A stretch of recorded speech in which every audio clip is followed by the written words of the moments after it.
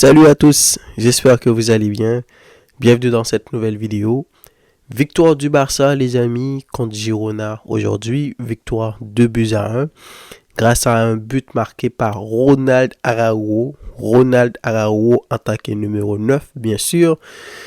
Un but marqué à la 92e, 93e minute de jeu, une minute avant la fin.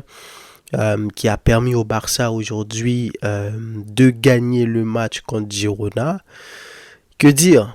Il y a plein de choses à dire.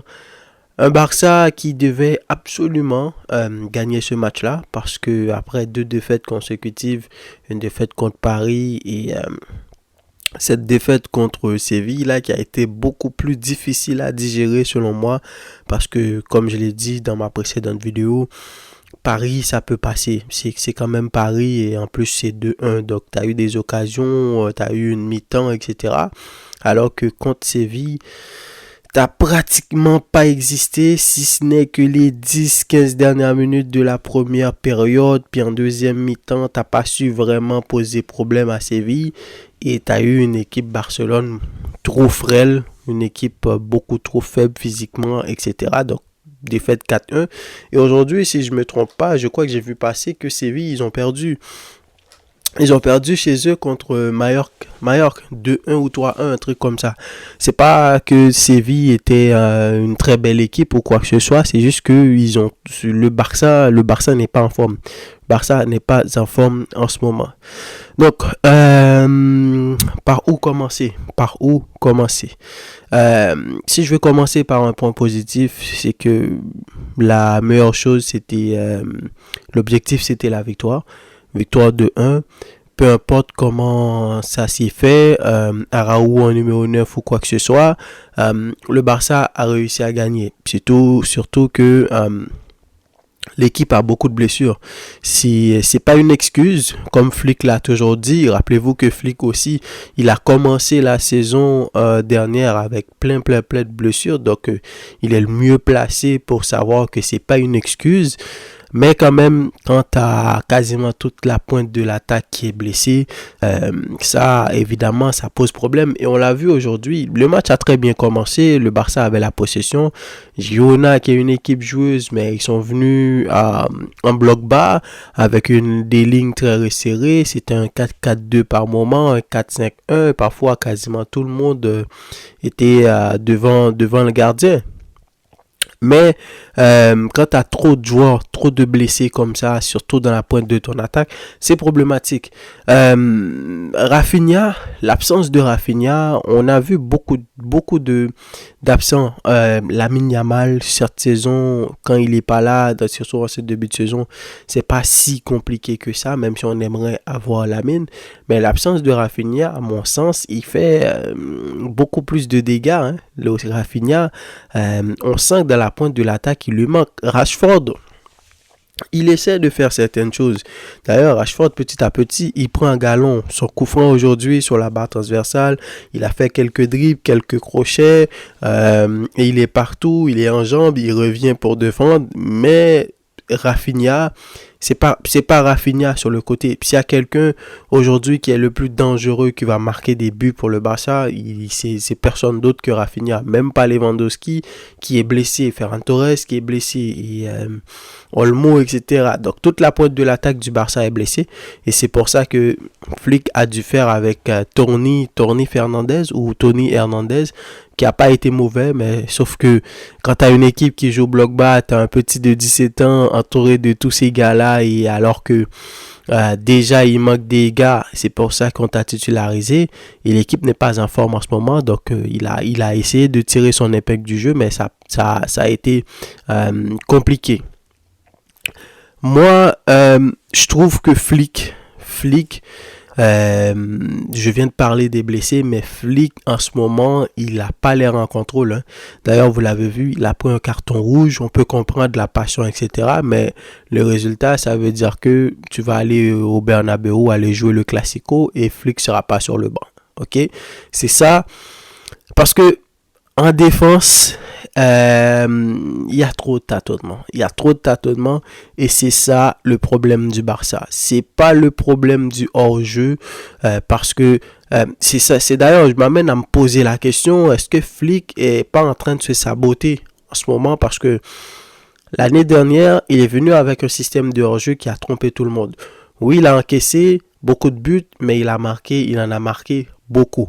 Donc, cette saison, il s'attendait à ce que les autres équipes soient préparées en fonction de son système de hors-jeu très haut. Et je me dis, est-ce qu'il n'est pas en train d'essayer d'être le plus imprévisible que possible? Et à ce moment-là, il est en train de se saboter. Parce que, encore une fois, aujourd'hui, ça a été une autre défense qu'il a titularisée. Oui, Eric Garcia a déjà joué avec Kobarsi, mais regardez le positionnement des deux aujourd'hui. Garcia était à gauche, Kobarsi était à droite. C'est bien la première fois que je pense que j'ai vu Kobarsi à droite cette saison. Baldé titulaire, c'est pas un problème, il vient de revenir. Koundé encore à droite titulaire, Frenkie, Casado. Donc dans la formation, il n'y avait pas au moins grand chose à faire. Mais quand on regarde la ligne du hors-jeu aujourd'hui, si tu as une équipe qui est construite sur une ligne du hors-jeu, qui a la priorité et que tout doit bien se passer parce que l'équipe se base là-dessus, il faut que tu as des gars complémentaires. Et depuis le départ de Inigo Martinez, c'est compliqué. T'as pas de blessés en défense. Tu as Kobarsi, tu as Garcia, tu as Christensen, tu as Araujo, il est un peu fragile. Mais tout le monde est là. C'est juste que Flick a du mal à choisir sa paire défensive. Et s'il ne la trouve pas pour que les gars commencent à jouer 2-3 matchs, parce que oui, c'est vrai que ça va être compliqué, là, à chaque match ça va être compliqué, mais si tu as tes défenseurs, tu sais que c'est eux qui vont être titulaires, petit à petit, ils vont commencer à se comprendre parce que il suffit qu'un gars soit mal positionné et c'est toute la défense qui est problématique. La plupart du temps aujourd'hui, c'est soit Kobarsi qui était mal placé ou Eric Garcia qui était mal placé, Baldé qui vient de revenir, lui aussi. Et aujourd'hui, le Barça s'en sort bien. Hein. Le Barça s'en sort bien parce que on a le nombre d'actions qu'ils ont eu. Première occasion, ils ont marqué un but, très beau but d'ailleurs de Witsel. Et là-dessus, on peut pas vraiment tomber sur Szczesny. Hein. N'importe qui est dans le but aujourd'hui, il encaisse. Et surtout que Szczesny, il a fait un excellent match aujourd'hui. S'il n'a pas été sur ses appuis, le Barça a encaissé beaucoup de buts. À chaque fois qu'il y avait un face-à-face, il se précipitait pas, il calculait déjà, il voyait déjà, il jetait un premier coup d'œil pour voir exactement où est-ce qu'il était dans les cages. Il contrôlait, il sortait pas bêtement, il prenait son temps avant de sortir. Et il a fait des arrêts exceptionnel et surtout les gars de Girona qui ont été très maladroits parce qu'après l'égalisation, ils avaient la possibilité pour eux d'en mettre 2, 3, même 4 buts au Barça. Donc le Barça ça sort bien. Je disais que Rafinha, son absence s'est fait ressentir. Il faut qu'il revienne très vite dans l'équipe. Pedri a marqué un but exceptionnel aujourd'hui. Que dire de Pedri? Est-ce qu'il y a autre chose à dire? C'est vrai que pour la liste du Ballon d'Or, je crois que Pedri a terminé 11e. Il n'était pas dans le top 10 et tout le monde était frustré, hein, parce que Pedri pouvait pas faire cette saison-là.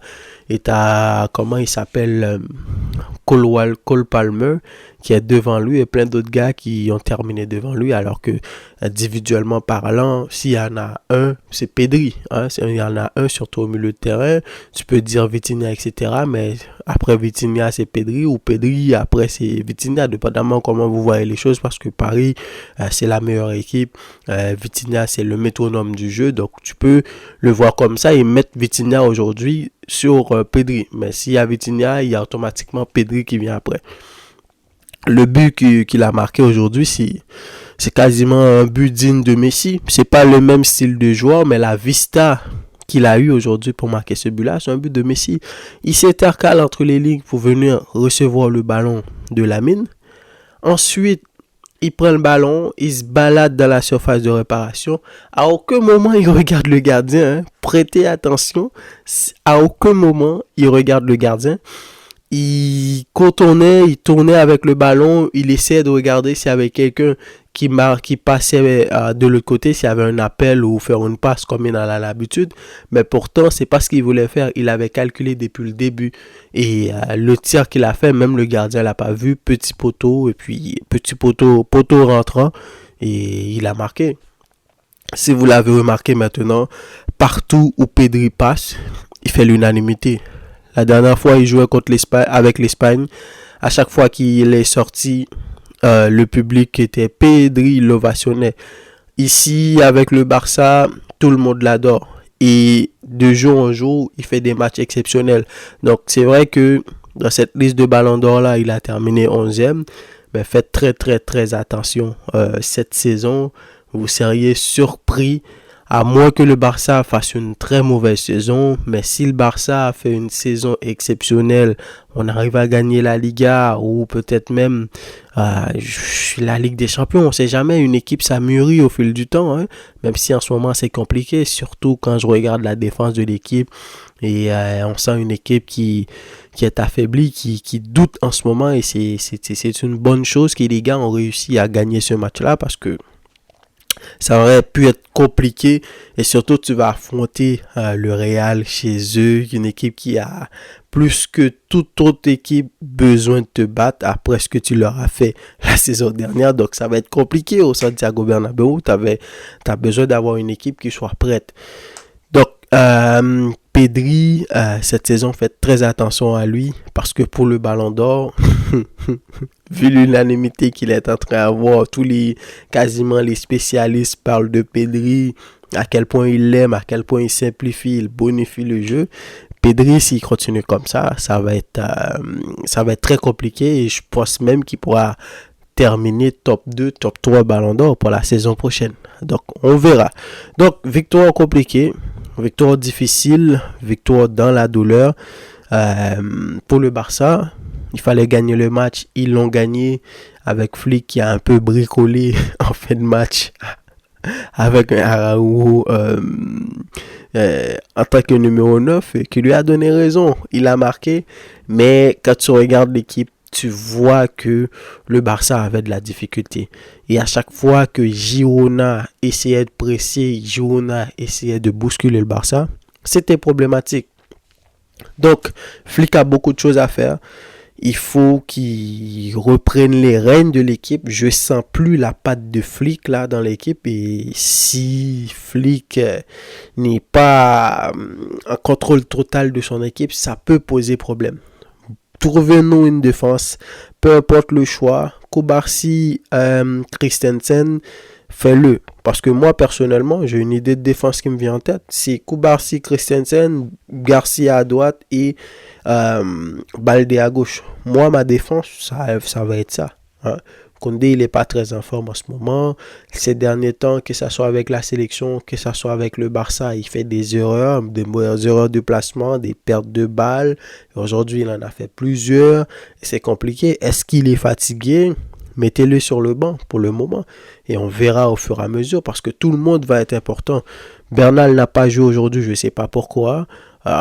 Donc, tu prends Garcia, tu le mets jouer en défense centrale, ensuite tu le fais jouer au milieu, ensuite on dirait même qu'il est passé à gauche à un moment donné, donc en tant que latéral. Voilà, il y a beaucoup trop de bricolage en ce moment avec Flick et il va falloir qu'il trouve une solution. Donnez-moi vos avis dans les commentaires les amis, dites-moi qu'est-ce que vous avez pensé de ce match parce que je suis pas très content de ce que j'ai vu. Ça peut s'expliquer parce qu'il y a beaucoup de blessures en ce moment, mais quand même, malgré les blessures, je vois que l'équipe en tant que telle, c'est pas seulement le problème de blessure qu'il y a. Il y a un truc qui va pas dans cette équipe-là. Il faut régler ça tout de suite. Donc, donnez-moi vos avis. Et quant à moi, je vous dis à la prochaine pour une nouvelle vidéo. Salut.